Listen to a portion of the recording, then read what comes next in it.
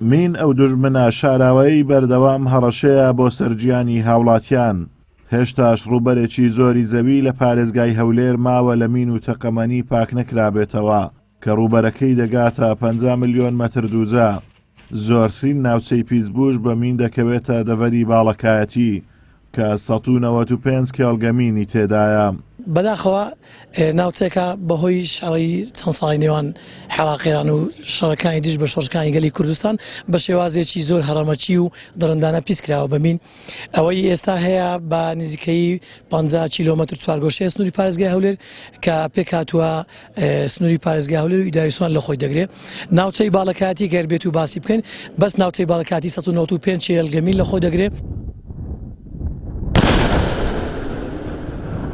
لە چالاکیەکدا دەستگای گشتی کاروباری مینی هەولێر 800 پارچە پاشماوەی مین و تەقەمەنی جەنجی کە لە چێڵگەمینەکان کۆکرابوونەوە بە هاوکاری هاوپەیمانان لە چیای بەردەبووک تەقێنرانەوە و لە ناوبران.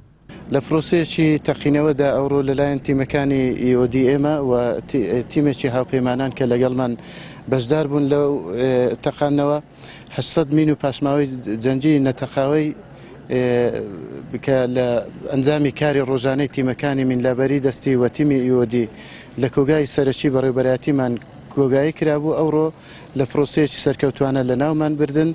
ڕێژەی پاشماوەکان و تەقەمەنیەکان نزیکی 200 مینی دژە کەسی بوون و 2 مینی دژە تانک بوون و زیاتر لە 600 پارچەی جۆراجۆری گولەی هاون و تۆپ و هەموو ئەو تەقەمەنیانەی کە لە چێلگەمینەکان دۆزرابوون. لە سەرەتای ئەم ساڵەوە تاوەکو ئێستا لە سنووری پارێزگای هەولێر 5 هاوڵاتی بەهۆی تەقینەوەی مین و تەقەمەنیەوە بوونەتە قوربانی کە 2 کەسیان گیانیان لەدەستداوە و 3 کەسی تریشیان بریندار بوونە کە بە کۆی گشتی لە ماوەی 32 ساڵی ڕابردوو لە پارێزگای هەولێر 3000 کەس بوونەتە قوربانی مین و تەقەمەنی.